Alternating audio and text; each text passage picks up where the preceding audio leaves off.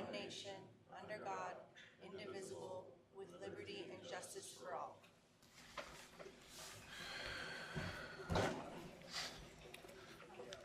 Okay, thank you. Is there any additions to the agenda, Julia? Any additions to the agenda? No. Okay, thank you. Any declaration of ex-parte conflict? Sorry. Declaration of ex-parte contacts, conflict of interest, bias, etc. Okay, I will take an opportunity now to announce that I have discussed annexation in the town, not specific to the agenda item tonight, but just general comments and processes and procedures. So I just want to make sure that known with everybody. That leaves us an opportunity for public comment, and we have 3 folks signed up for public comment. And so before I call you up here, I'm going to read a statement. The council will now receive public comment. We value the time and initiative members of the public take to share their thoughts with the council. The council's role during public comment is not to immediately respond, but to listen. If there is follow-up necessary, we will direct city staff to do so. Remember that we all model the way for our community, and we ask that everyone share their thoughts respectfully. Those who have completed a request for recognition form will be called up one at a time to step forward and turn on the mic, please, and state their name and city of residence. And please note that you'll have 3 minutes to express your thoughts. And with that, we'll start with Mr. Larry Larimer.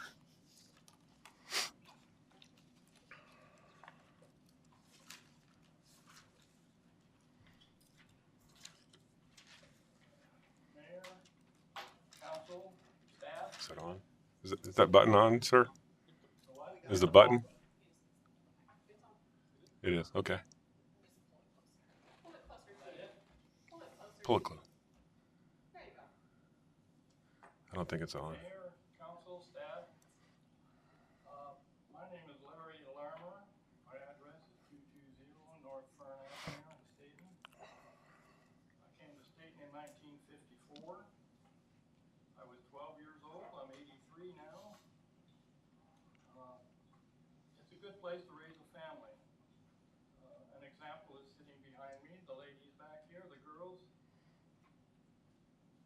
We were told to take our neighborhood problem to the council and you would help us. I guess that's going to happen. I don't know. My complaint is a noise complaint in our neighborhood. We have a young neighbor who likes to entertain friends by racing motorcycles, ATVs on his property. It's within the city limits. It has 1.5 acres. On the property line, there's 7 homes, plus Elder Manor, who houses a lot of people who are seniors, as well as my neighbors who are seniors also and retired. In a short time, our neighbor has managed to transform our beautiful, peaceful neighborhood into the worst of Portland.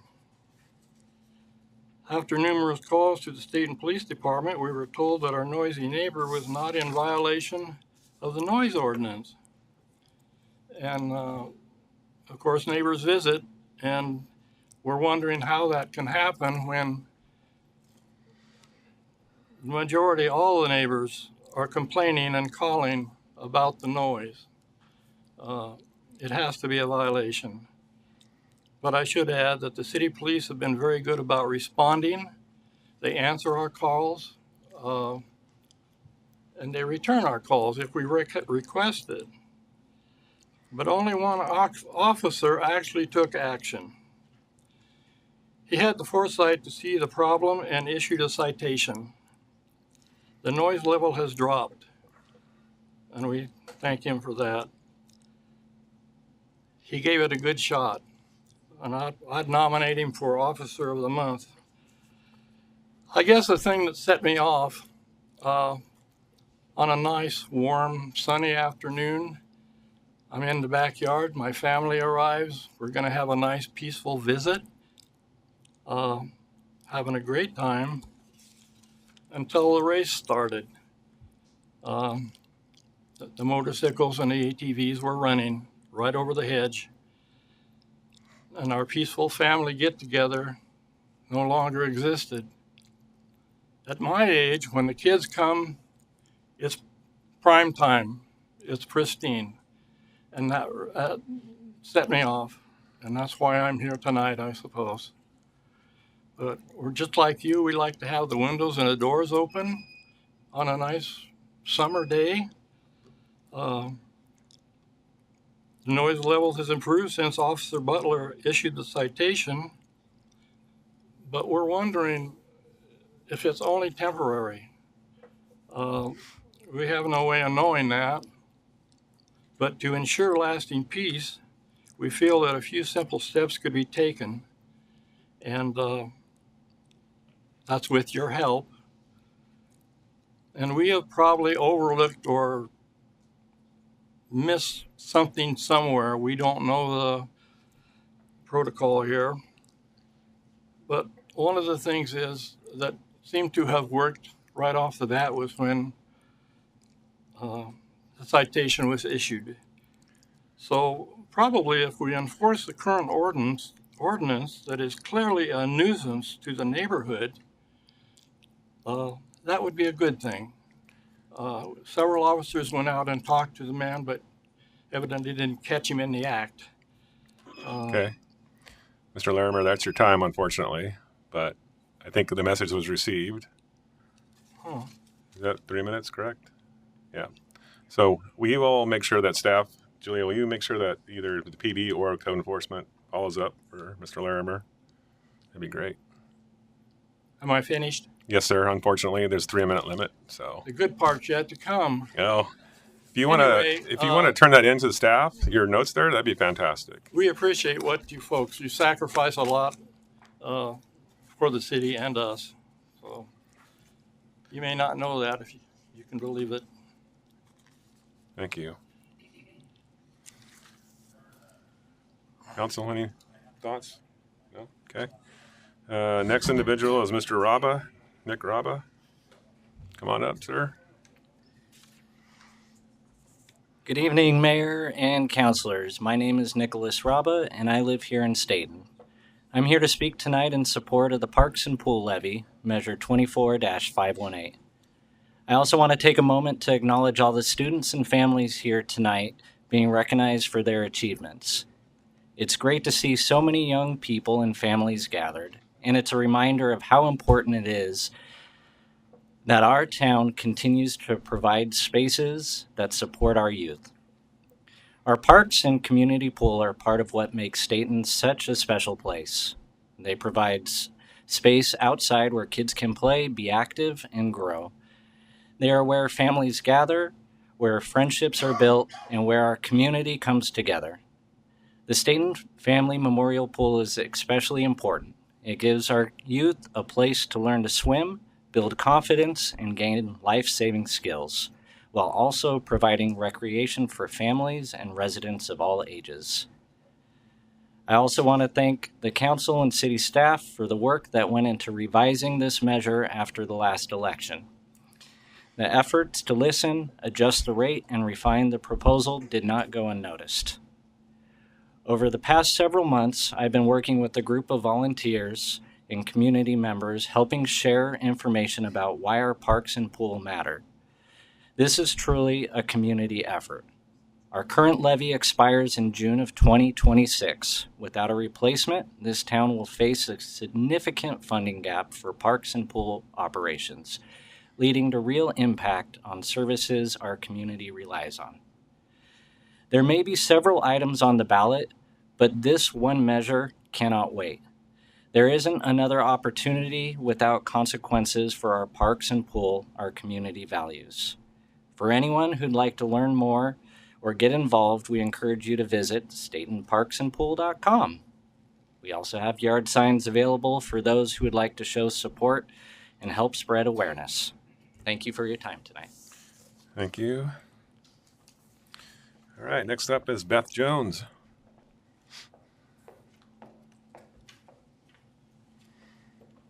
Good evening. I'm Beth Jones. I live in Turner. I'm running in the Republican primary for House District 17. And it's currently Ed Deal's seat, but as you probably know, he's running for governor, so the spot is open, and I've decided to run. I'm an attorney with several years experience defending cities and counties. I also serve on the Turner City Council. I understand the needs of small cities in this district, and there are many of us in this district. I also understand the need for collaboration between the cities, the county, and the state, and that is where my strength comes in for this district. And I am looking forward to, I've met most of you, but I am looking forward to meeting you if I haven't already. We can go get some coffee. You have my, on the palm card, it has my cell phone number on there and also my email. So feel free to reach out and I'd be happy to hear from you. But I don't want to take time from the students because politicians are boring and students are fun. So thank you for having me. Thank you, Beth. All right, that's all the public comments for this evening. And we'll move to consent agenda from March 16th, City Council regular session minutes. What would council like to do there?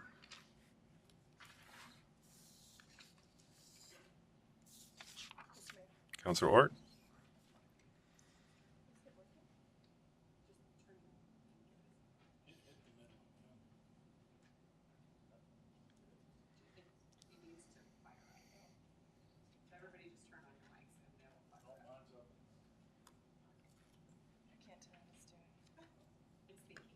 Anybody else want to do it? You could use one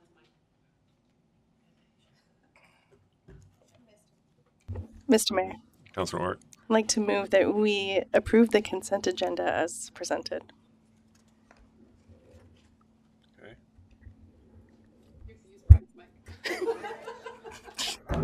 Having some Seconded. technical difficulties. Hey, you're up and running. All right, there's a motion and a second to approve the consent agenda as submitted. Is there any further discussion? All those in favor say aye. Aye. Motion carries 5-0. Goes on to the next item on the agenda, which is a proclamation. I have two of them this evening. And the first one will be the proclamation for Child Abuse Prevention Month. Before the City Council of City of Stayton of Oregon, in the matter of proclaiming April as Child Abuse Prevention Month.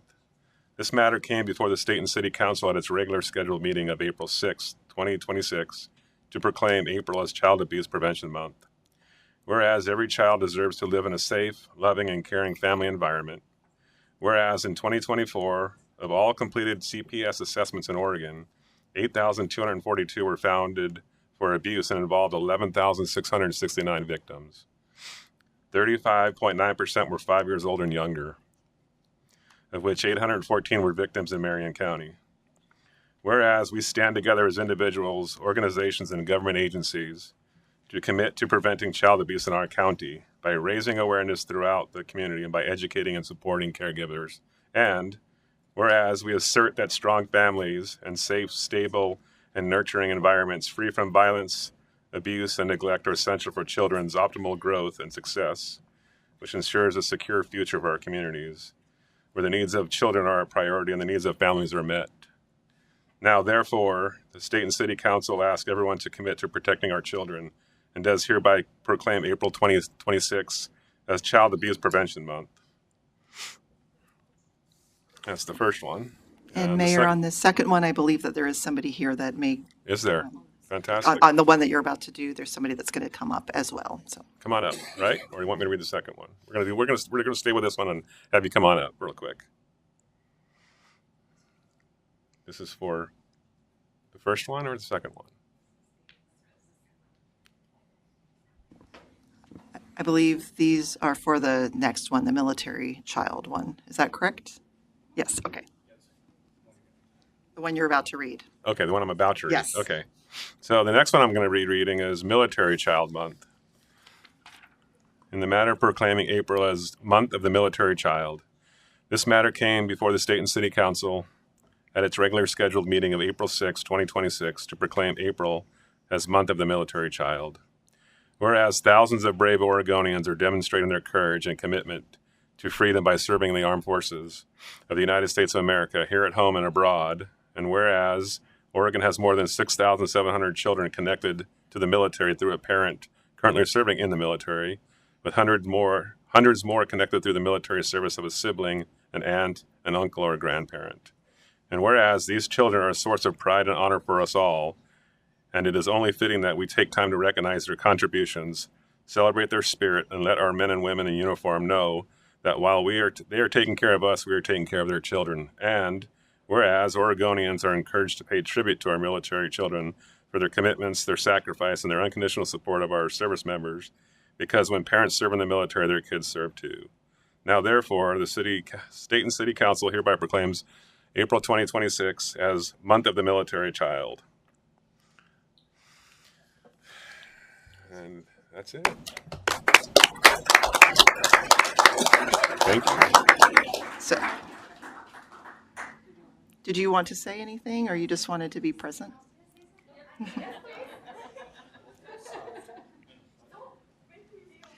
Come on. And while they're doing that, I just wanted to say, it sounds like this Friday is sort of the big push, and so I'm going to send an email out to staff to encourage them to wear purple on Friday in recognition of Military Child Month, and you are welcome to do that as well. Okay.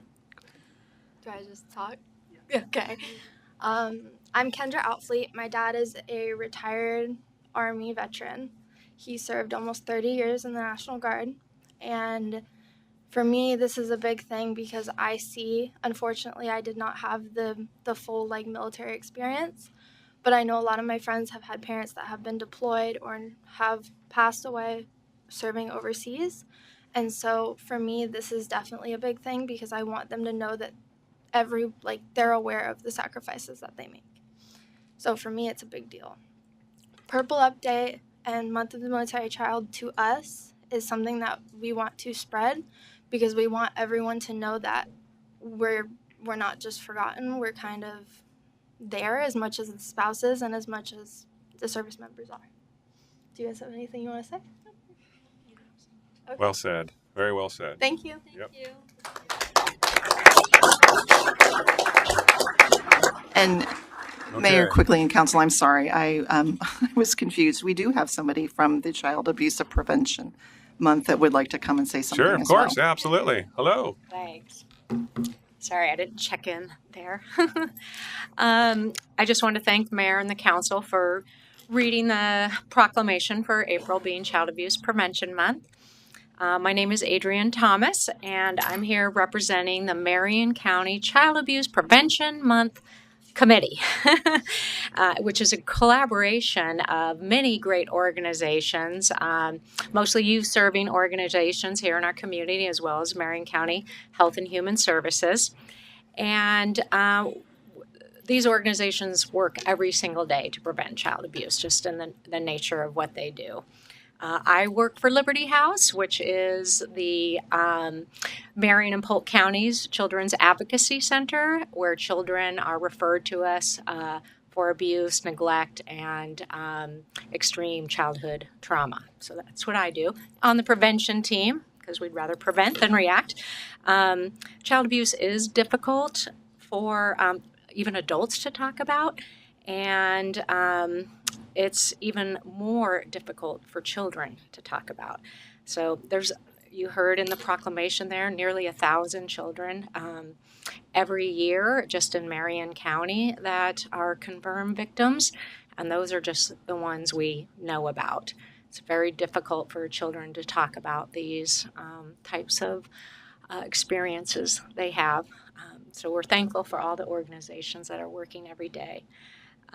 Child Abuse Prevention Month draws awareness to the issue of child abuse and neglect, and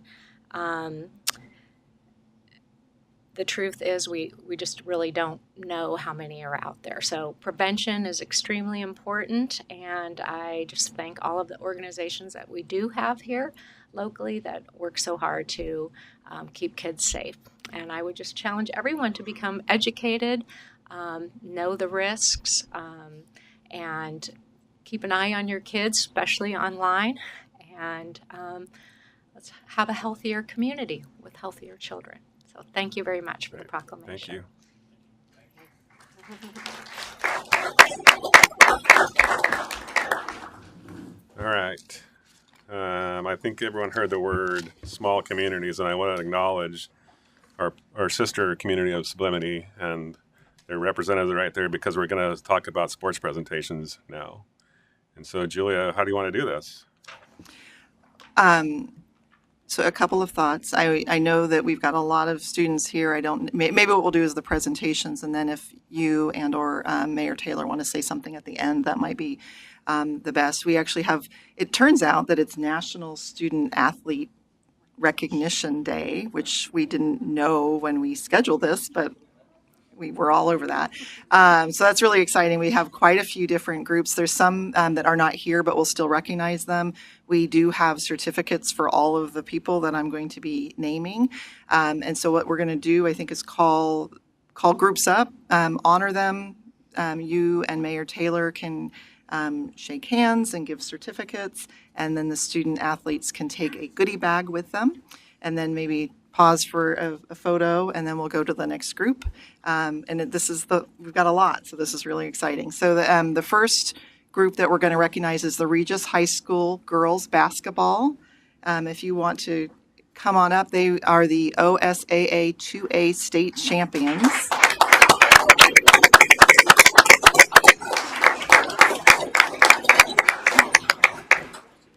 So what's that?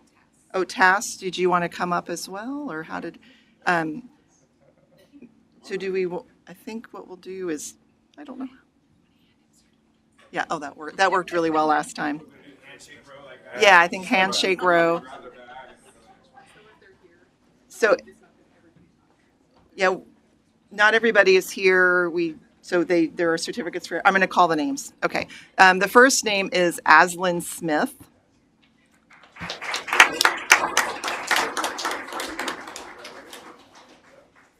Clara Persons is first team All-State as well as being on the state champion team. Kinley Shade. Mayla Manning. Olivia Adams. Mary Hernandez. Lexi Lule. Frankie Conkey, who is a freshman and the Oregon 2A Player of the Year, first team All-State. That was Frankie Conkey. Addison Bishop. Elizabeth Fessler. Mila Etzel. Hadley Foster, who's also All-State honorable mention. And then we have Tim Matting is the head coach and the Oregon 2A co-coach of the year.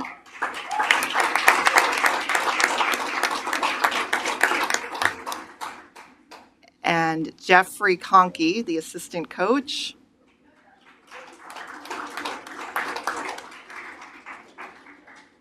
And Daryl Risen, the athletic director. And this is your Regis High School girls basketball OSAA 2 state champions.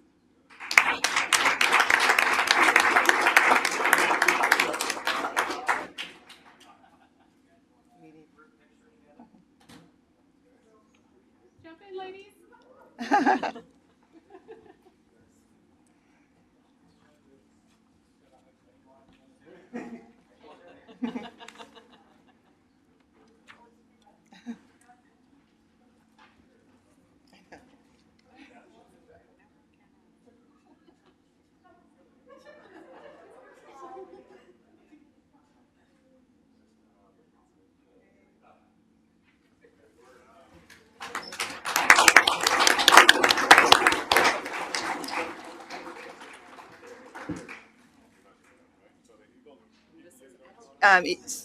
So the next group is our Stayton High School girls basketball, who won the OSAA 4A state champions. They were not able to make it this evening. Most of the players are now in softball and have a game, but we do have certificates, and I'll just quickly read the names.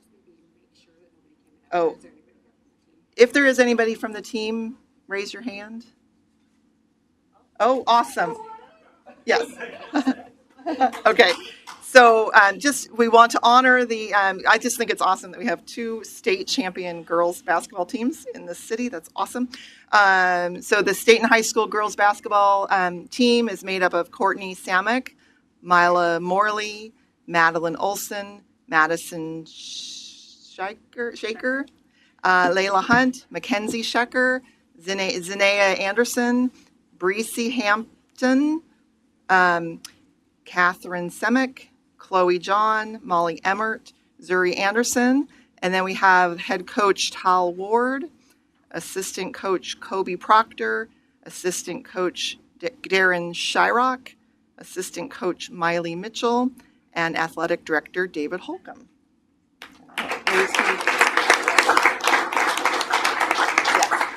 And we do have certificates for you to take to your students. Okay, but wait, there's more. Stay up there until I tell you. So this next award is for Stayton High School Wrestling. Leonardo Michael won the 4-time regional. He's a 4-time regional champion. He won state championship at his final high school match. 2026 OSAA 4A Wrestling for 144-pound state champion and regional champion, and first team All-State.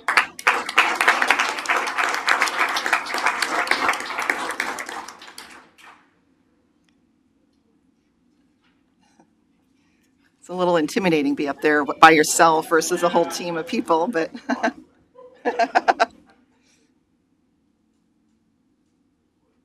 yeah.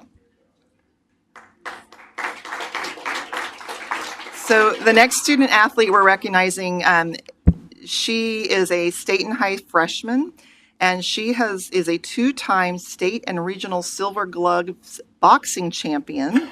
She won the National Silver Gloves Championship in Independence, Missouri, for junior female 119-pound division. Vivian Jones.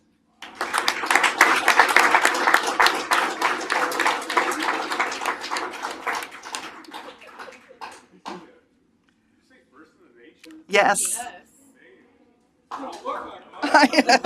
She'll take you down.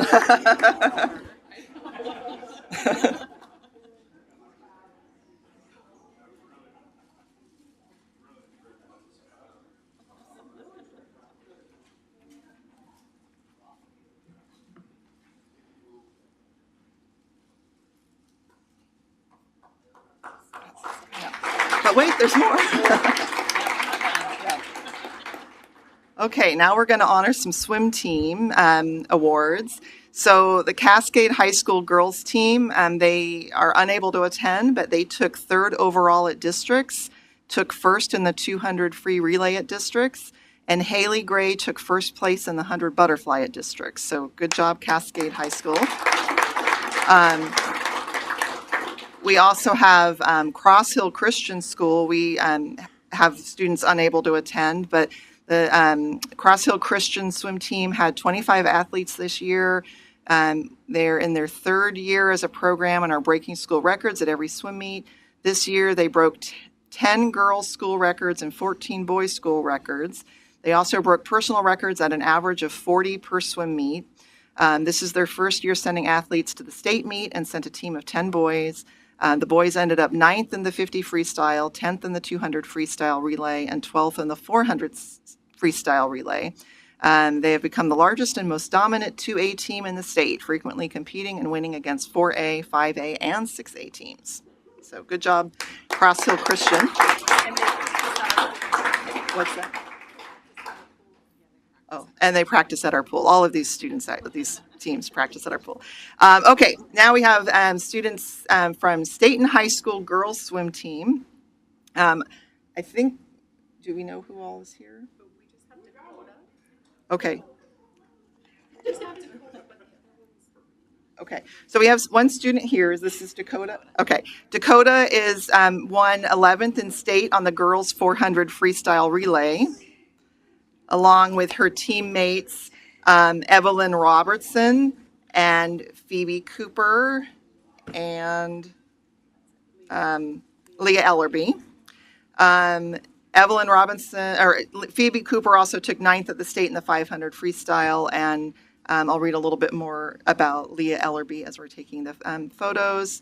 Leah won 1st in the districts in the 200 free, 5th in state in 500 free, 8th in state in 200 free, 11th in state in 400 free relay, and holds the new school record for 200 free, 500 free, 100 backstroke, 200 individual, and high points. Okay, so that is the girls swimming. But wait, there's more. The Stayton High boys swim team. Their team won district champions for the first time in school history, 2026 Special District 4 champions, and they finished 13th in the state. I'll read names of students. Oh, come on up.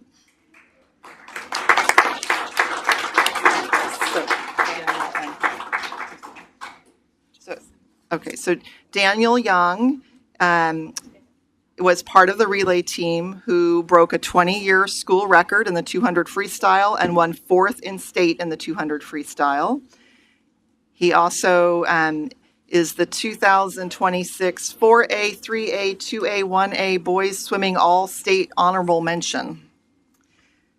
Also on the team, I'm not sure who's the other one. Jesus. Jesus Comstock is also, there's a lot of letters. 2026 4A, 3A, 2A, 1A boys all-state honorable mention, and he was also part of the relay team that broke the 20-year school record in the 200 free and won 4th in state. I'll go ahead and read the other names on the team. We've got Jacoby Bonke. Conky. It says, Jackson Luna. I mentioned Jesus Comstock, Jonathan Davis, Kyle Donaldson, Mason Bachler, Miles Emmert, Owen Mitzel, Rylan Tyson, Titan Smith Salazar, Titus Ford, Wilson Hoffman, Braylon Derry, and then we also have the swim team head coach Curtis Brown and the athletic director David Holcomb as part of that Stayton High boys team. And I also wanted to point out that several of our swimmers that were mentioned this evening are actually employees at our Stayton pool, so that's kind of exciting. Okay, last. So we don't know if anybody's new. Okay. Might ask. Okay. So the last honor, or the last recognition is for the Stayton Manta Rays, and we're not sure if there's anybody from the Stayton Manta Rays that are here this evening. Nice. Jesus, he's not listed here. Okay. So I'm going to list the awards for the Stayton Manta Rays. So Nicholas Armenekis at the 2026 OSI Arena Short Course 11 to 14 championships. Took 2nd in 50 backstroke, 3rd in 50 freestyle, 50 butterfly, and 100. Took 4th in 100 backstroke and 8th in 100 freestyle. Peter Gronwald took 2nd in 50 butterfly and 50 backstroke, 3rd in butterfly and 100 IM, 4th in 50 freestyle and 100 freestyle. MZ Morse was a qualifier for the OSI Arena Short Course 11 to 14, as was Amela Hamburg. My goodness. Leah Ellerby was a qualifier for those, as well as the Northwest Spring Speedo section qualifier in Boise, Idaho. Hunter Sewell was a qualifier for the championship short course, senior short course. Chloe Sautel attended the Spring Speedo sectionals in Boise, Idaho, took 40 preliminary placement, 19th place in 500 free, and 22nd place in 100 free and 200 free. And then we also on the team. Oh, and the coach is Natalie McMullen, who is actually our new acting pool director. That's it.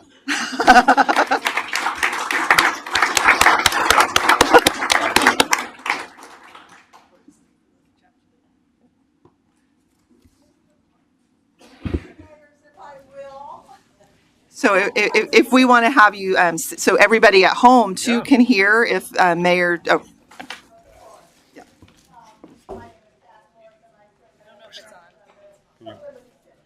Task, it's not on. And actually, if I could get, maybe you guys wanted to, okay. My name is Tass Morrison. I serve as president of the Sublimity City Council, and I just want to acknowledge that these student athletes would not be who they are and what they achieve without the parents backing them all the way and providing them the support that they need to achieve at the highest levels that we have observed and heard about here tonight. So the parents and the coaches are key to what these students are able to achieve. And we congratulate all of them and thank all of them for what they have done for their children and their student athletes. So thank you, parents and coaches.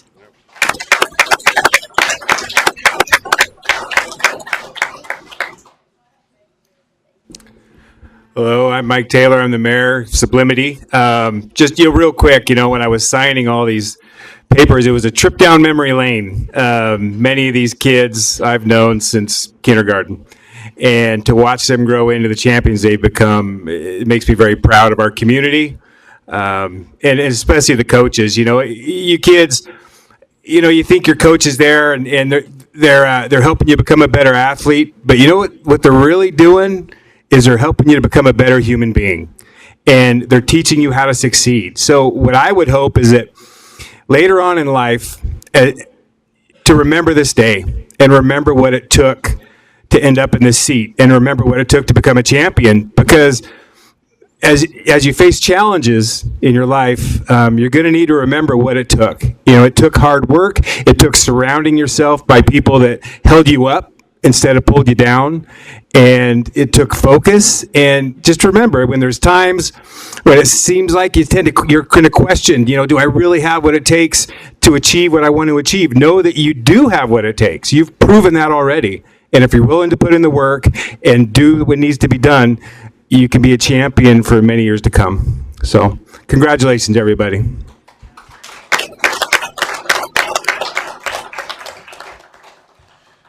Well said, Mayor. Thank you. With that, the next item on the agenda is a public hearing, which there are none, correct? So we'll move on to general business, which is ordinance number 26-002, annexing real property located at 9164 Golf Club Road, 9384 Golf Club Road, and 9474 Golf Club Road, with a portion of existing public right-of-way along Golf Club Road, and changing the zone from Marion County urban transitional to City of Stayton medium density residential. Jennifer?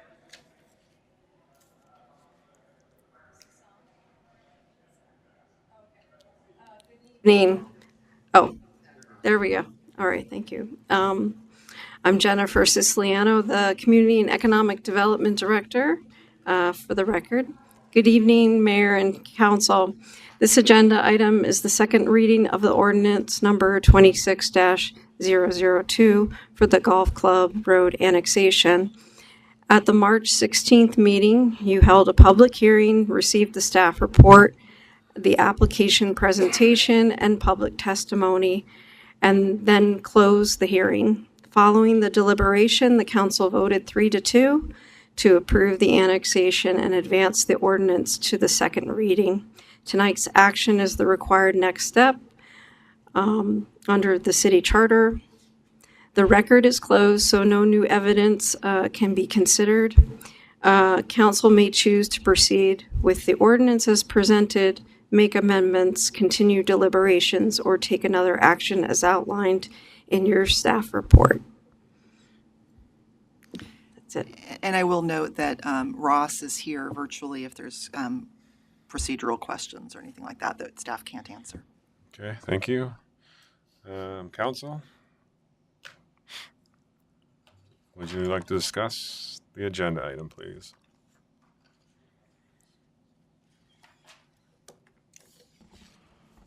Mr. Mayor. Councilor Ort?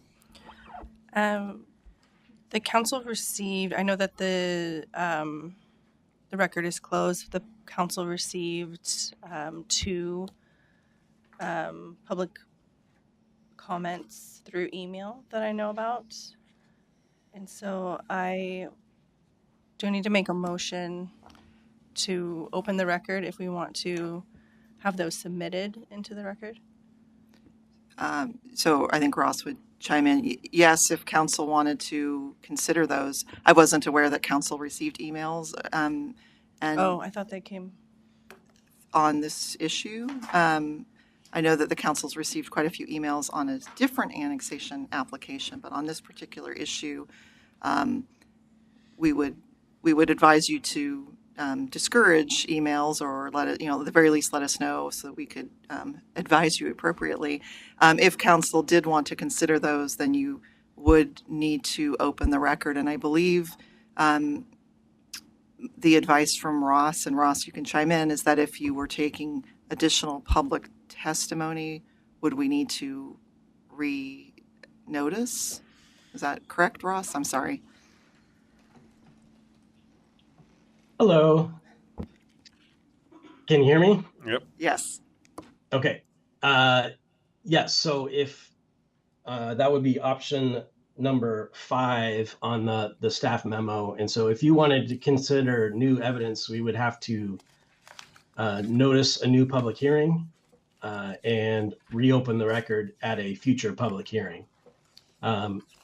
Councilor Ort, if you did receive, or if the whole council did receive evidence after the record closed, if you got emails, I guess I would urge you to reject that as evidence at this point, unless there is a majority of the council that wants to proceed with option 5.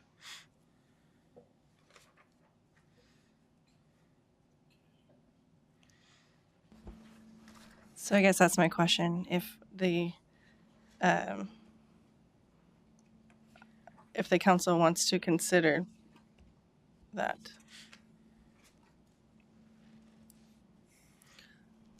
Doesn't sound like there is, Councilor Ort. Okay. So I can't stop people from emailing me after the record's closed. So what is your advice on that? We just don't you're just saying that we're not considering what the email says. Is that correct? So. Yeah, I would like you to maybe, if you have specifics or at least some type of information about what you received, we could spell that out, and then we could formally reject that as record evidence. And I know it's hard to avoid these contacts, but we just need to formally state for the record that we're not considering this new information. And I think if you get unsolicited emails that, or even just if somebody were to come up to you out in, at a park, I think saying, I'm sorry, the record's closed, I can't have a conversation about this. So if you were to get an email saying, I'm sorry, the record's closed, I'm not allowed to consider this further, would be. No, I get that. Yeah. I just think it's a little bit harder to do that. Like if someone sends you an email, I don't know what it's about until I open it. Yeah, agreed. So Understood. That's a little different than someone talking to you in public. So. All right, thank you. Council?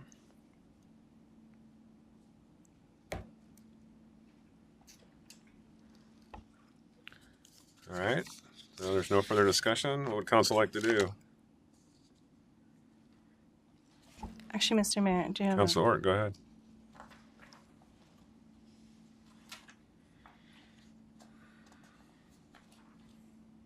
we can't ask. Can we ask Jennifer questions? Or is it just discussion? Sorry. I think it might depend on the time. And again, I'm glad that Ross is here. I think technically you are in deliberations, and so you really should just be deliberating amongst yourselves. If you have a clarifying question or you want additional information, I believe I think that's option number 4. Is that correct? Ross, advise. I'm sorry. Can they ask clarifying questions of staff at this point? Yes, they can. Yes.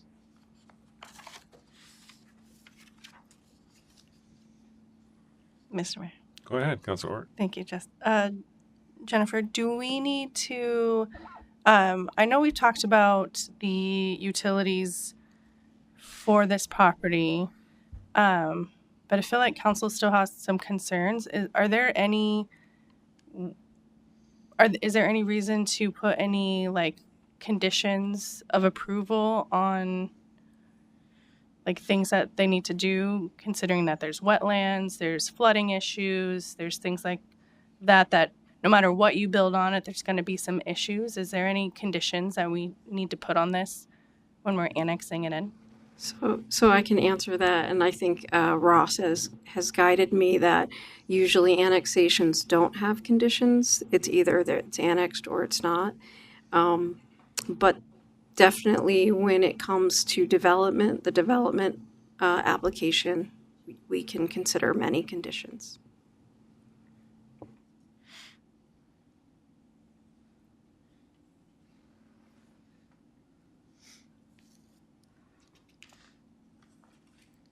Okay.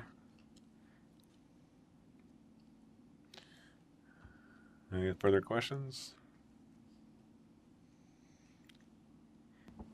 Anything Mr. else? Mayor? Councilor Ort, go ahead. I'd like to make a motion that we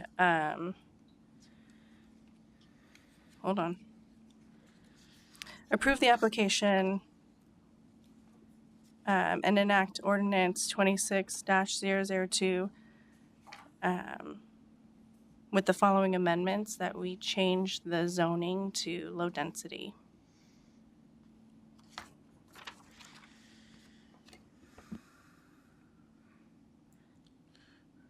I don't see that. Well, is that an option? I don't see that in the. I would have Ross chime in. I don't believe that is an option without completely reopening the record and providing the opportunity for everybody to have a say or a comment, as well as, and we'd also need to make sure that we provide appropriate findings justifying that. So, Ross, can you add anything to that? So we don't need to reopen the record for that motion. It would be a motion under number 2. And so Councilor Ort is proposing an amendment to the ordinance that has received a first reading. But I would echo what your administrator just said, that there needs to be a justification for that change. And so there are, and Jennifer knows the record and the findings, but we would need information with which to amend the findings to justify low density versus the requested and approved medium density. Yes, so the findings say that staff and the planning commission recommended medium density. So we would have to find some findings of fact that would justify that. Councilor Patty. Thank you. Ross, are you still there? Yep. Absolutely. I just wanted to check in with you. I'm not sure how much of an email I read earlier we can talk about since it's legal. But what can we talk about as far as the cost incurred by an appellate process for any kind of denial that we make here?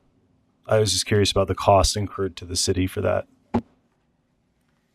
Sure, that's not, I take that to be not a record question. It's something that, it's a hypothetical that we could talk about. It's a procedural question, so I feel fine talking about it.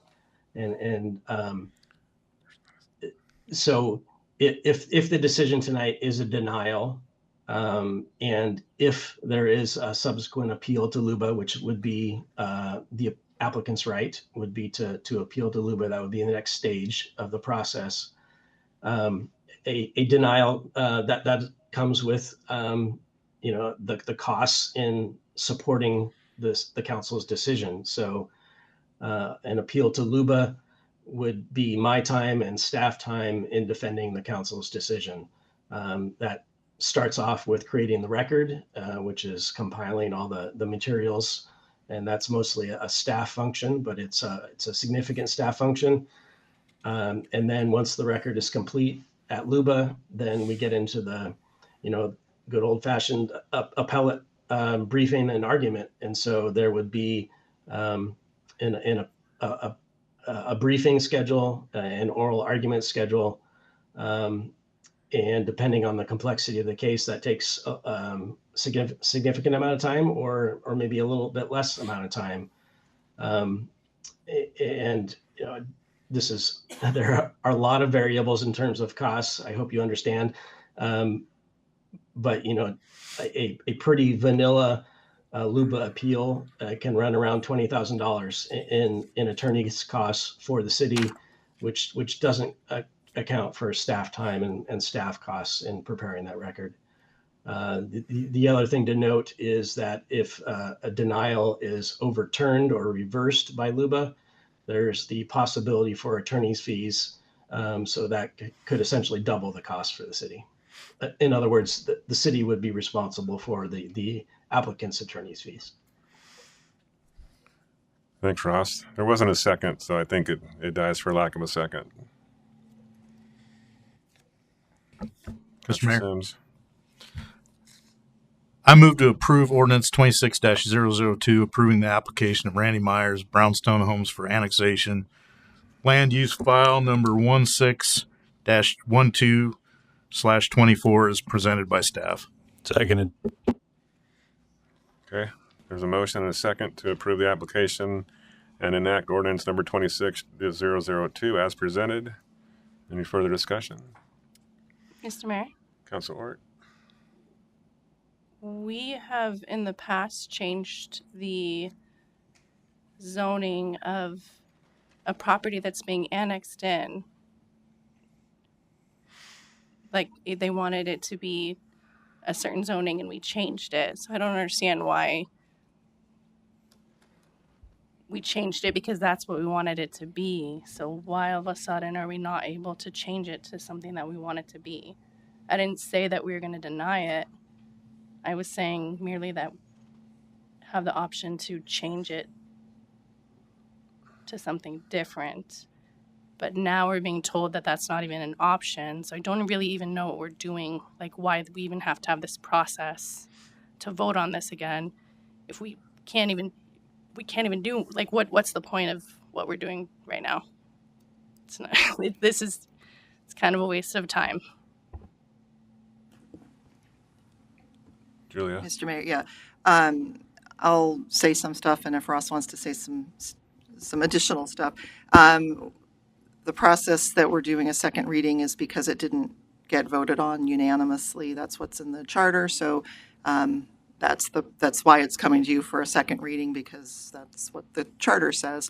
As far as whether or not you made different decisions in the past, I don't know how long ago that was and whether or not there were differences, substantive differences in state law and kind of what we're bound to.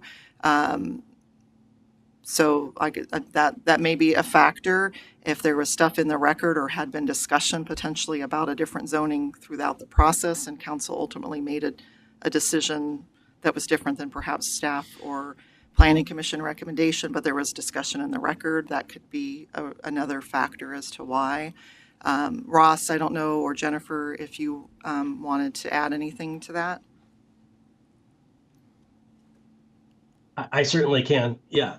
And Councilor Ort, I apologize if my answer gave the impression that you cannot change the zoning. The issue is any change to the ordinance right now needs to be, we need to find evidence in the record, and we need to create findings to support that change.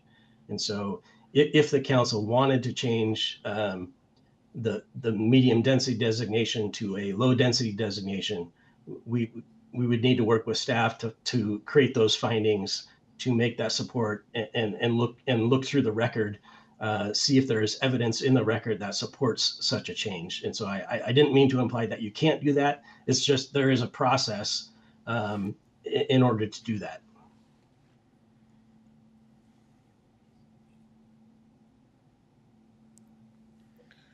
Okay. Anything else? Melanie, can you pull the council, please? Counselor Sims, Yes. Counselor Carey, Yes. Counselor Patty, Yes. Counselor Ort, Sure. Counselor Hayes. Yeah. Motion carries 5-0.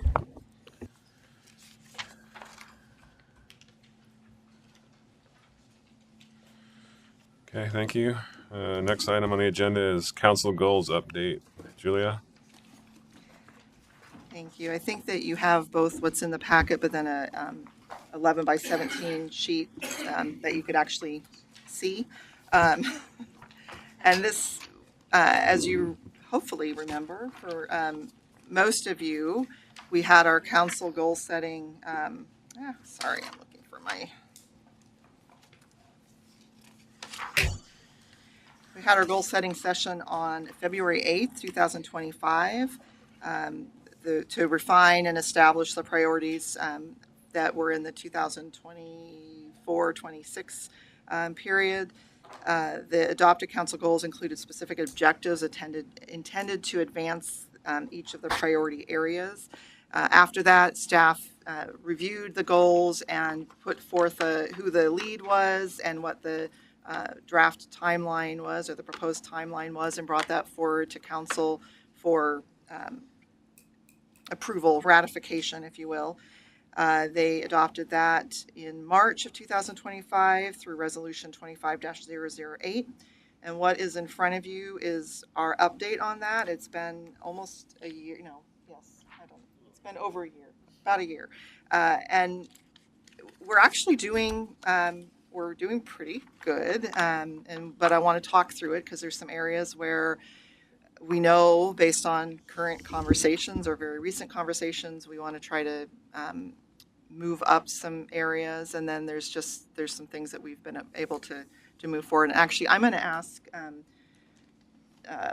Jennifer and Barry, because there will likely be questions related to and maybe James, come on up. You can pull up a chair and come to. I saw that look to come to the staff table in case there's conversations. So your first goal, the high-level goal, goal number 1 is improve and maintain the city's infrastructure and facilities in a financially sustainable manner. You had several objectives to do this. One was develop a 5-year capital improvement plan to include all capital investments. We initially identified a multi-phase process where we would be doing a simple CIP and then doing a little bit more detailed and comprehensive 5-year CIP and then an annual update of the CIP. That was when we started this. I think Barry had just barely started, and he shared with us the concept of the asset management, where we're not just planning for growth or planning for the future, but we're really doing a holistic look at what we have now and making sure that we're budgeting and planning for a long-term preservation rather than just planning for growth.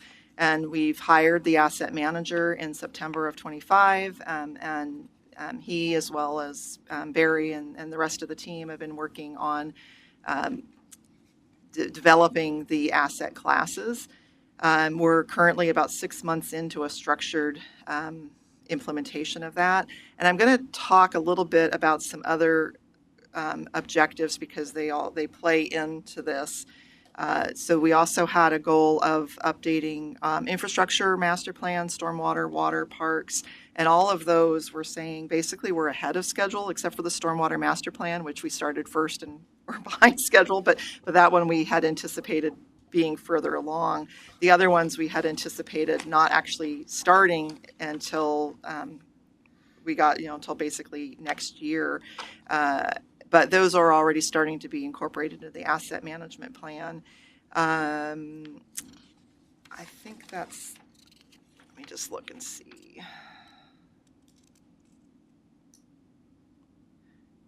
And yes, so that is the asset management plan and the CIP. I don't know if you have any questions of me or Barry on that, or any comments on that. Julie, I have a question. Yes. So on the capital improvement plan, is that going to consider financing options? Specifically bonds for the streets? I think eventually it's going to identify funding issues, and we will discuss financing as a result of, how we finance things as a result of that. I'm looking at my team. Do you agree?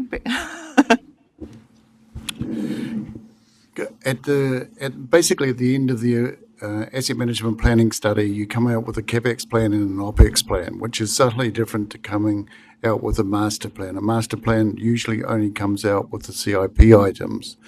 From the asset management planning approach, we will actually identify the funds required and the funding sources that they will come from, I should say. And therefore you'll end up with a holistic plan for both operations and for the capital works. Okay. And I could make a comment about the budget part of that, because the capital improvement plan is part of the budget, although it's usually a longer term plan, like 5 years of capital. But when you're passing a budget, it's just the first 2 years. So whatever is in that 2 years, we would have a plan for financing or paying for. But as far as the 5-year plan or longer term plan, there wouldn't necessarily be financing identified for that far into the future. Okay. Also, objective number 2 is evaluate facility funds and determine projects and priorities. In this one, we're saying it's so, and also, sorry, I want to clarify. It says at the top, but I'll just reiterate. If the box is yellow, it means that we've started the project. If it's light yellow, it means we've barely started the project. If it's white, we haven't started the project. If it's green, the project is complete. And so the objective number 2, it probably could be light yellow, honestly. There has been some work from the city facility through the asset management registries. What I envision with this is having that conversation, but really we need to have a more holistic city, where are we at with our existing city facilities, and then where do we want to be with facilities, potentially new city hall or new police, and then making sure that the facility fund is really clearly understood what is supposed to be included in that. I think this came up because when we went through the budget process a few years ago, there was a lot of head scratching over what we really were supposed to be using that fund for. I think James has a pretty good understanding of that now, but it would be nice to have a more comprehensive plan of what it is for, how we're using it, so that it's really clear going forward in the future. Moving forward to objective 5, and actually 5 and 6, we have adopted our emergency operations plan, and that's really exciting. And we are beginning the staff conversations and staff training to help us do a tabletop exercise so we can really start implementing that plan. Evaluating codes and standards to maximize developer improvements by developers. We said that was going to be done by December 2026, so technically we haven't started that yet. I do know that as again, as we're evaluating land use and annexations and asset management plans, that concept is in the back of our heads, but we haven't done any formal work on that yet. Study impacts of transportation on development. That one, we sort of started by having done the traffic safety action plan. We will be applying for construction funding. I believe that's due in June. And the TSP update is also part of the asset management plan. So it's been touched on a little bit, but we need to have a more detailed schedule for all of that. So it's light yellow if your eyes can differentiate the shades of yellow.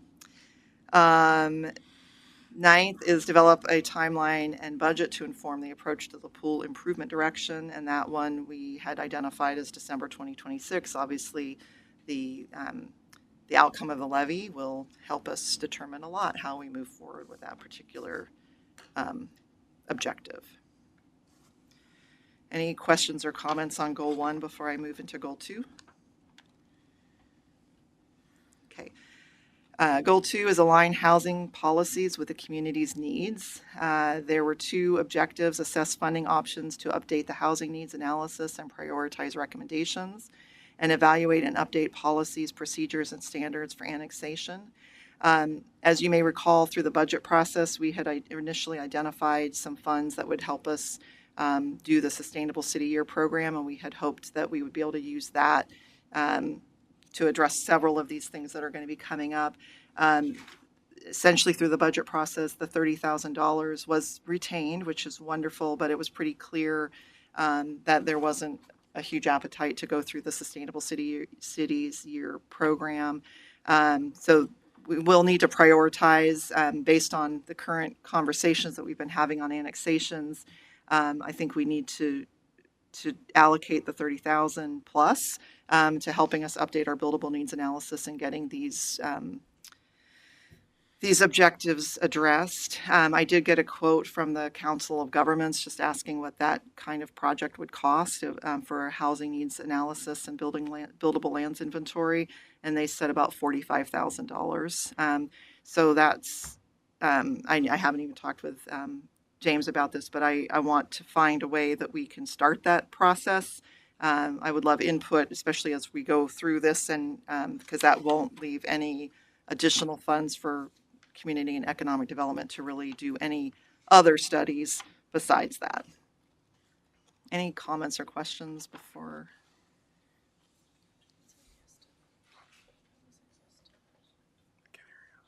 Yeah, Councilor Ort. Thank you. I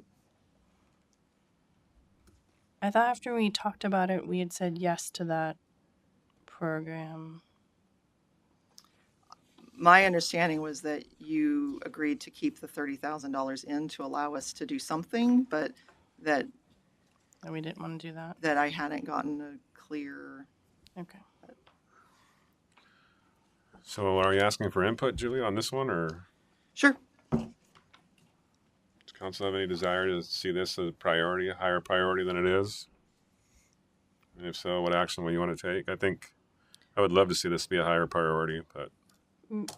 Mr. Mayor? Councilor Ort. So clarification on this. So if we did this update to the housing needs analysis and evaluating our procedures for annexation, is this going to help us, like with when we're going through the 5 criteria and we have our needs? Barry's shaking his head no, but let me finish my sentence. So when we're analyzing our needs for housing that are overstated, which it says it in our packet, that our needs are overstated, if we get an update and it shows that, is that something that we're able to use when we're annexing in properties? I would doubt that it would be able to be used for any of the ones that are currently in process. No, but I'm saying going forward in the future, yes. That we will make sure we have an updated needs analysis and buildable lands analysis that will be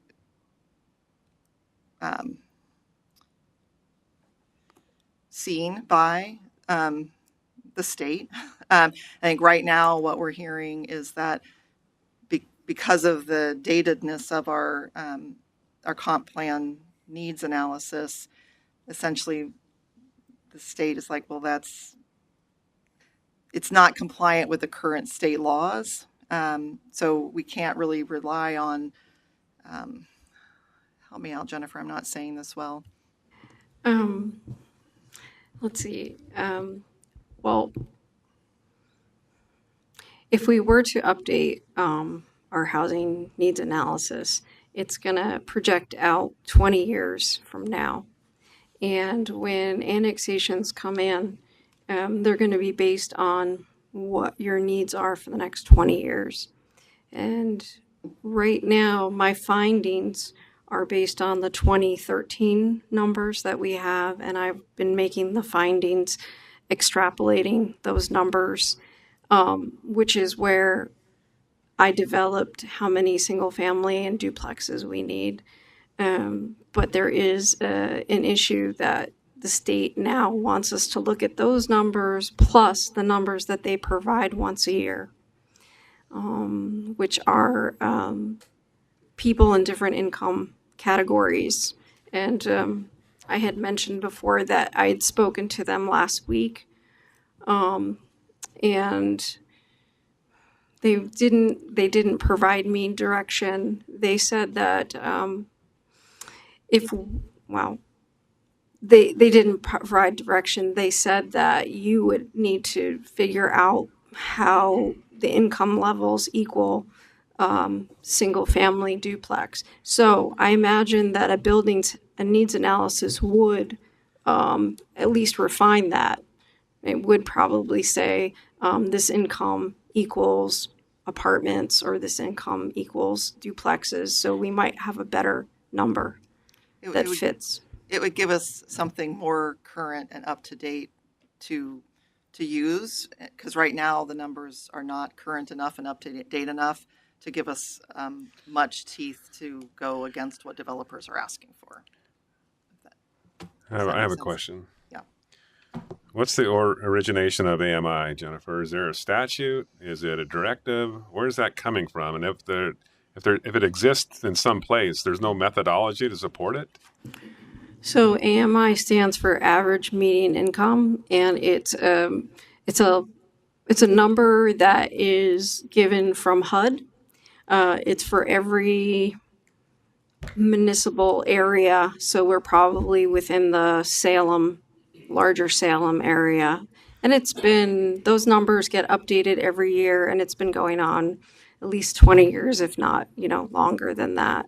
So I guess I don't understand why this is the first time we're hearing of that in our planning.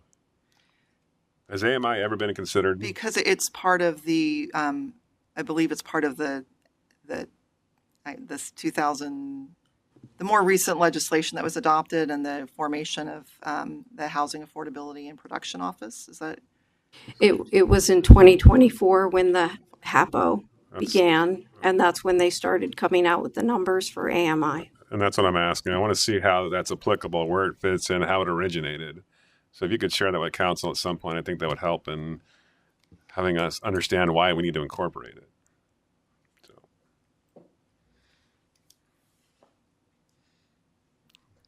Anything else? Sorry. Yeah, Mr. Mayor.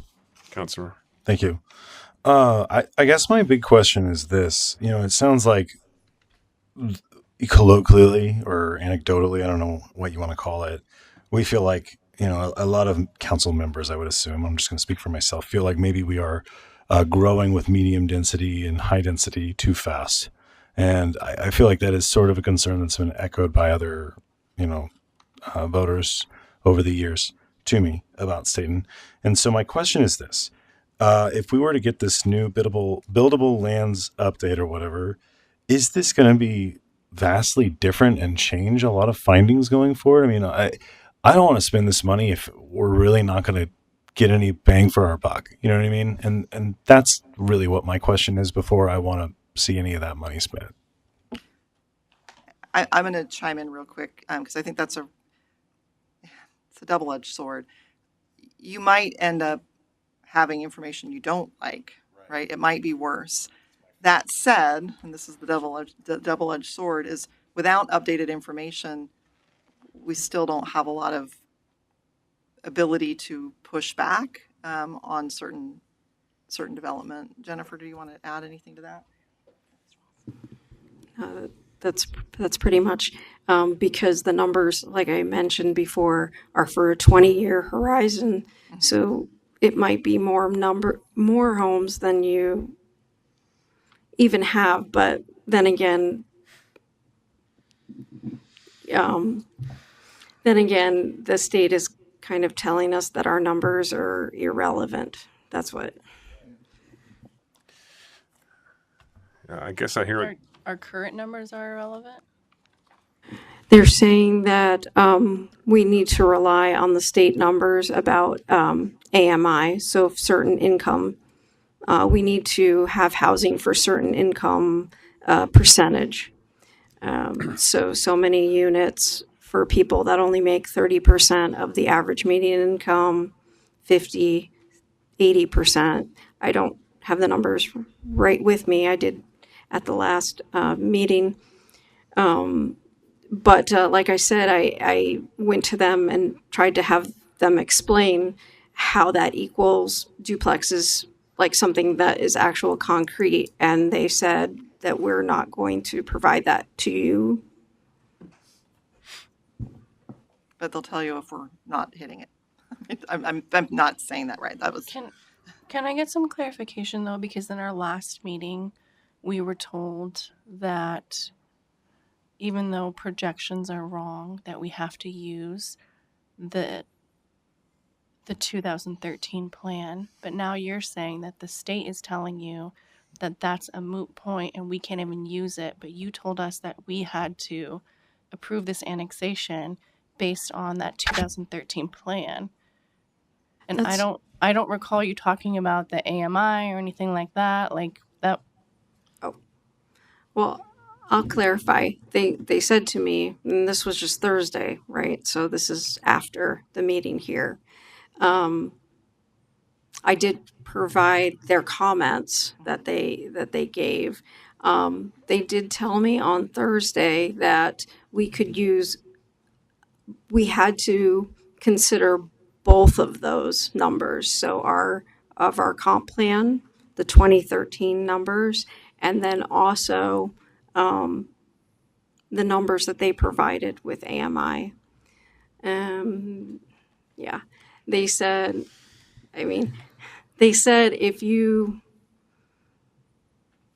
they also told me that I said, what about community character? Because one of the criteria is community character. I said in our comp plan, it says residential. If you're right next to a single family low density, can you say, I only want low density near there or a phased development? And they said no, that they consider community character as long as it's residential. It was somewhat discouraging, this conversation. They did offer to come before the city council to explain it. They did do that. Oh, I would absolutely love for them to come and explain that to you. Yes, I would. Okay. Absolutely. Okay. Would love them to. I would love to invite them to come. That's exactly why I was asking you what the origination of this entire thing was. Because now they're adding another level of expectations for us. Without any clarity of what Correct, that with means. no methodology. Yeah. So we will absolutely arrange to have them come. I think that's good feedback. And I'm you do want to be cautious, but I think more information helps. Us knowing more up-to-date information we're not just sort of like going, gosh, we have no choice but to do what the like right now, and I'll paraphrase so that Jennifer doesn't have to, or maybe the gist of what I heard she was told was that we can use what's in the comp plan. We should use what's in the comp plan if it's what the developer is wanting. If the developer wants more, we can't use just what's in the comp plan to justify less than what the developer is asking for. We also need to use this new state allocation. And again, I think having them come and we can talk that through would probably be really helpful. Mr. Mayor. Councilor Patty. Yeah, so this kind of goes back to my original question for me is, if we were to spend this money, it wouldn't even matter because the state is just going to hammer down whatever AMI nonsensical formula that we don't even understand, and it doesn't matter. So why are we going to spend money on this? That's my thing. And so I guess I am of a no on that because the state is denying local control in our community. So maybe what we do as a compromise, I mean, I still feel like it is there, it's looming, it's pressing on us. But maybe we move forward with getting the state to come out, talk to us, and then we can make decisions about whether or not we move forward with an updated buildable lands inventory. You know, again, it's not gonna, we wouldn't be able to get it done within the time frame of what you guys have, right in front of you right now anyways. So I think there's a little bit of time, but. I guess the last thing I'll add to that is, this is why I was asking if we take land that's been annexed in already, that had a site plan originally with it, are we counting that towards the buildable inventory? Because we know what that particular piece of property is capable of housing. And we were told no, is that correct? I'd like to know why. And I think the issue is based on the comprehensive plan. I think if we did a new buildable lands inventory, you would be looking at all of the land, all the redevelopable land based on certain methodologies inside the city. You'd be looking at your projected needs, you'd be looking at what's buildable within the city, and then do a subtraction, and then that would tell you what your needs are. But because that's how you would create a new buildable lands inventory. But because we have the numbers in the comprehensive plan, we're told that basically, essentially, we'd be using the comp plan but updating the BLI without actually formally updating the buildable lands inventory, and that's not. Maybe they can present. Mr. Mayor? Go ahead, Councilor. Why does the comprehensive plan go out 20 years if you're not going to use the 20 years projections? That doesn't make any sense that you're saying that okay. You just said that the 2013 plan, that we have to use it, but we can't use it because we have to also take into consideration the yearly updated information from the state, but then we can't subtract out land that we've already annexed in because our comprehensive plan is too old. I think part of it is that our comprehensive plan is old. I think we need, frankly, I think you need to update it. There's been a lot of state law changes. But then why is it 20 years? Why do we have it for 20 years? Why is it a 20-year plan? Because that's what the state requires you to do for your comprehensive plan. Obviously, lots of questions, Julia. Maybe we should invite them to come out here, have a discussion, and try to get some clarity for this. We're not going to solve it tonight, obviously. Yeah. So let's put that on the docket, if you will, to try to get them to come speak to us. Yeah, no, this is a great conversation, and I thank you. Goal 3 is strengthen engagement, connection, and trust with the community. There are 2 objectives under that: continue and increase two-way public engagement, and that's considered an ongoing. We'll never actually meet that objective, but I highlighted some of the things that we've done, and it's just a handful of things. I won't read through it because we've got other things to talk about, but take a look. It's pretty exciting, and I'm very proud of staff for all that they've done and all that they continue to do, knowing that we also can continue to do better. Establish council vision. That was done. Council adopted that in October, and that actually Alyssa helped put that into a pretty infographic that I need to get out to council as well as staff. We're going to be having a staff meeting in May, an all-staff meeting in May, and one of the pieces of that is going to be sharing that with them and asking them to kind of do a little bit of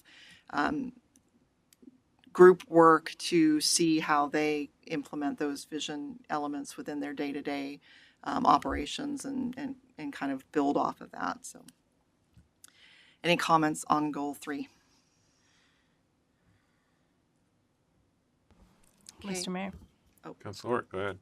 I just want to say that I really enjoy the effort that you guys are putting into the communication, including like the Why Wednesdays. I think it's really helpful for people to see those. Thank you. Okay. Moving on to goal 4, foster a diverse and balanced economy to support a vibrant and prosperous community. There were 3 objectives with this, and I'll read through them and then talk a little bit about the overall economic development. So review existing economic development strategies and consider whether modifications or reprioritization is necessary. We had hoped to do that in April of May of, it says 2025, but I'm questioning that. For review, if modifications are needed, then establish a timeline. Identify barriers to economic development and look for possible solutions, and we identified that through June of 2026. And expand communication with business, with the business community, and identify needs and opportunities, and we identified that as ongoing.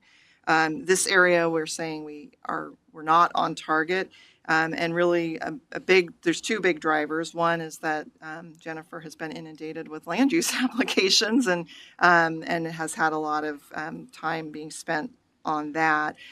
We also, through the budget process, didn't have the funding or to move forward with some of the things that we thought we might want to have consultant work for. That said, we have made some. She still is going out there. She's talking with SEDCOR. She's had some conversations and is working on that. And we have an intern, and I've mentioned it a little bit in our weekly updates, but I wanted to highlight this person. He's actually a resident of Stayton. He lives in Stayton.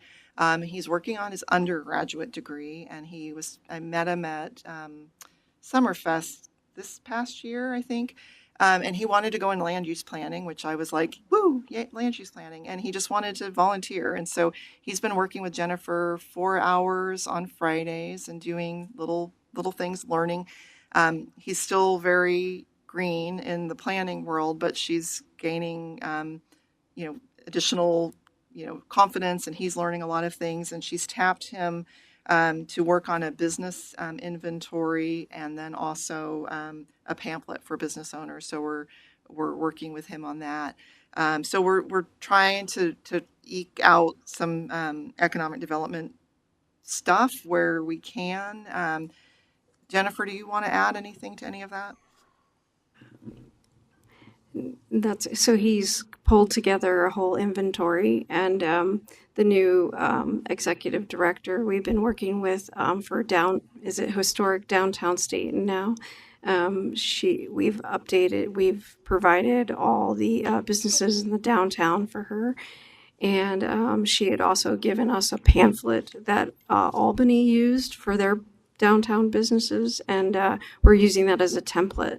So he's doing a great job. It's great. He comes in 4 hours on Friday, and I just give him some projects to do, and he's doing a great job. It's nice. And I would be remiss if I didn't mention the chamber and our partnerships with them as well. So RDS, or formerly RDS, the chamber, SEDCOR, those are entities that we're interacting with on a regular basis. Mr. Mayor?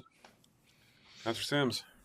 Yeah, one thing I want to say is I've heard some really good ideas from Chamber lately, and it'd be great if we put some effort into working with some of the ideas that I've heard, because I've heard some fantastic ideas about signage and, more of a city center sign than we have, and some other ideas, but some of the ideas I think could really enhance the downtown. So hopefully we can work closely with Chamber and talk to Nick about some of the ideas he had, because he had some, quite frankly, had some really fantastic ideas. That's my plug for Chamber. Okay, thank you. Okay. Goal 5, implement modern governance systems that improve service to the community. There were 2 complete charter review, which we've done. I said that's completed. We did the charter review, and now we have the charter on the ballot. So while we're still waiting for that decision, that work has been done. And then review and update the state and municipal code. That is a project that is underway. I'm going to put Alyssa on the spot to talk a little bit about it, or to add to anything that I say. So we have a firm that's been working on this, and they're looking at both the formatting of it to make sure that there's some consistency throughout the entire document, as well as whether or not there's outdated laws, and then also, this will be our opportunity, and we've been keeping a list. I know James has a list, and we're updating that, where if there's things that are just irrelevant anymore. I mean, you remember my prior jurisdiction had stuff about, taxi cabs and meters and being validated by the police chief. Those types of things. Like if it's just absolutely irrelevant, let's get that out of there. Alyssa, did you want to add anything? I'll add on just once they're going to send us basically the edits. It's all going to be online. Staff will be able to go through and bookmark or make notes of like what changes need to be made or where we see fixes that need to be made. And the culmination of all of this, if you've been to our website currently and you try to look at the code, it's all broken out into chapters and you have to click through, right? A little hard to be searchable. So what this is, they're going to actually be hosting our code going forward, and you'll be able to go in and type in cats, and it's going to bring up anywhere in the code that talks about cats. It'll also be linked to tell us what ordinance this was adopted from. You'll be able to click on it to go to the ordinance and read the ordinance. And then we had them that they normally, and it would only go back a few years, or maybe it was even just till we signed the contract that they would do that linking, but we actually asked them to go back a little bit further than that. So it should be pretty comprehensive and great to be able just to go in and search, and the page you see now will just go away and it'll be a link to theirs. Council Ort. That's really awesome. I will say, I had someone who was wanting to look up something in our code and commended us on even having it on our website. So this will actually, I like that intuitiveness. It's actually more user friendly because you're looking for something like a subject or something specific, but you don't know where in the code to look for it as a everyday person. So I love that intuitiveness about it. Thank you. It's gonna be good. And I will ask, so like I said, staff has lists, as well as the consultant will be developing lists. But if there are things that you come across that you're like, why is this in here? I'm looking at you, Mayor Quigley. If there are things, like, just send me an email and we'll just add that to the list. Obviously, if there's things that need to be fixed before we get there, we can do that. But there might just be a handful of things that we can make sure we're adding to that list. Okay, last goal. Promote a financially stable and sustainable organization equipped to meet the needs of the community. And there are 3 objectives there. Continue to seek outside revenue opportunities to maximize the effectiveness of taxpayer dollars. And I provided a list of some grants that we've applied for, that we've been awarded for lately, as well as some that we have recently applied for and are awaiting. I will say, I just found out today, this is breaking news, that we are on Congresswoman Bynum's list for the congressionally directed spending for the $2 million intertie with Sublimity. So that's exciting. I do not believe any of the other projects that we put forward are on her list. But that was the big one. So that's exciting. Other objectives are ensuring fiscally sound and sustainable funding to maintain existing service levels and explore opportunities for alternative funding sources to address infrastructure needs. And those are really ongoing. We're constantly looking at that. We've mentioned, about the potential partnerships with Sublimity or Salem for water. So we're working on those things and constantly looking at how we can maximize our revenues and leverage funds. That's it. Mr. Mayor, just for clarification, Julia, on the grants there. Yes. Do they give you a reason why we're not awarded one, or they just tell you no? Well, they're usually competitive. So for example, the Regional Trails grant for the community center, that was a pretty competitive process. I think they had, I want to say they had 50 applicants. They had enough funding for like 15. So it just is a matter of where we score in the grand scheme of things. For the state funds, we applied for the equivalent of the earmarks. It was the Christmas tree bill funds through the state, and that wasn't selected. But they, again, highly, highly competitive process. Yeah. Any comments or questions? Any comments or questions of staff, or if staff wanted to like jump in and add to anything on the goals? I just had a clarifying question for the CDBG grant or funds. Mhm. That was from the county, right? Yes. Okay. And that is, we have received word that it's awarded. We have to, it's not final yet. We have to wait till some state or federal numbers, so that he said that the number might change a little bit, but we were awarded the funds. Sure. So, yeah. And that's to replace this flooring and do Yes. some ADA outside? Yes. That's exciting. Yes, it is exciting. Okay, thanks, Julia. Opportunity for public comment on the goals. Is there anything council needs to do on this, or just informative? Okay. Just informative. Council, anything else as far as Julia's presentation? Okay. Let's move to communication from city staff. I just had a couple, unless I have anybody that jumps up and tells me otherwise. Hopefully you saw recently on our social media that Shaft Road paving will begin tomorrow through Friday. So that's very exciting. You can finally have people stop complaining to you. And or at least hopefully you'll have people stop complaining to you. And then just to let you know, the Chamber Awards ceremony is April 30th. I have gotten a table, and I still have 3 seats left. I've heard from Mayor Quigley and Councilor Sims, but if anybody else is wanting to attend at the city table, please let me know. Okay. Is that it? I think so. Yes, that is it. Okay, thank you. Council? What you got? Thanks, Mayor. Councilor Carey.